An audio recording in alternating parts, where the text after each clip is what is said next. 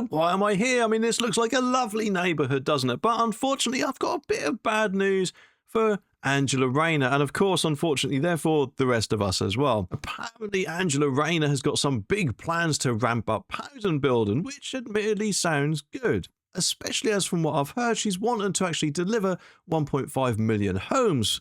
But there is just one teeny tiny little problem with that, and no, it is surprisingly not Keir Starmer.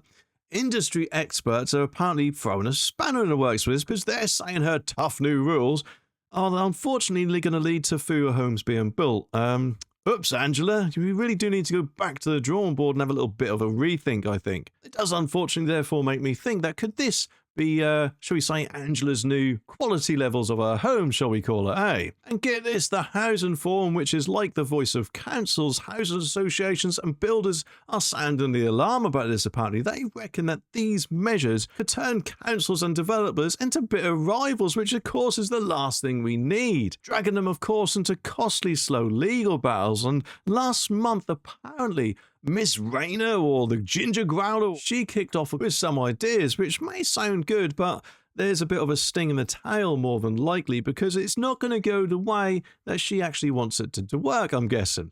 She wants developers to stop just sitting on land for ages and leaving new estates half built, which, as I said, doesn't sound too bad.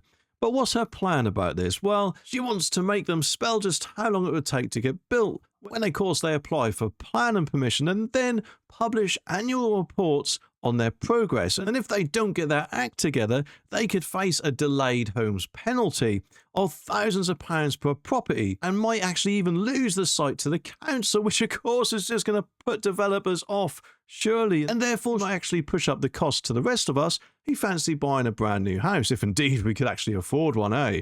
I mean, let's face it, with the way property prices are rising, of course, rent levels, you'd be actually lucky to get anything better than a garden shed at the moment, wouldn't you, eh? And as we know, of course, with builders and developers, there are quite a lot of delays in general, which makes me wonder what would the penalty be if they didn't get these homes in time. But these developers could even end up on a blacklist, which of course means no more planning permission for them again in the future, which I guess would probably put quite a lot of them out of business, wouldn't it, really? So what started this then? Well, apparently this is all because there are claims that some developers are just buying land to wait for its value to go up instead of actually building.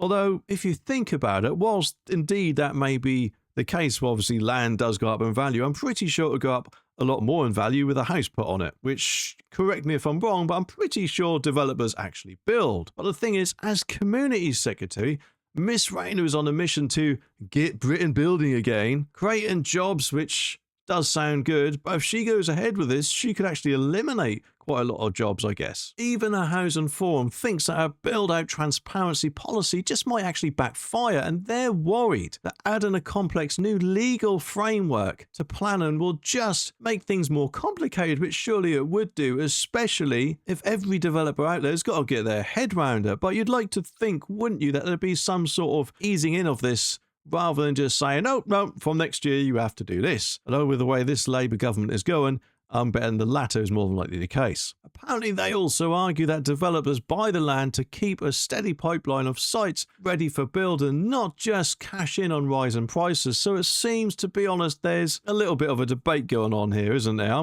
To be honest, developers have been building houses for years. I'm pretty sure they know what they're doing, but just what have they all said about it? Well, the Housing Forum Director of Policy and Public Affairs, Anna Clark, said, having consulted with our members across the housing sector, including councils, housing associations, developers and legal firms who advise the sector, we believe that attempting to impose financial penalties on house builders for slow build-out rates would be counterproductive to the intended policy ambition of speeding up house building. And rather than encouraging collaborative solution funding to the complex issues around build-out rates and stalled sites, the proposed measures would pit councils and developers against each other in costly, slow legal battles, with councils expressing fears that this could turn into a mudslinging match between councils and developers over who is to blame. And of course, I don't know about you, but to be honest, I know whose side I'm on.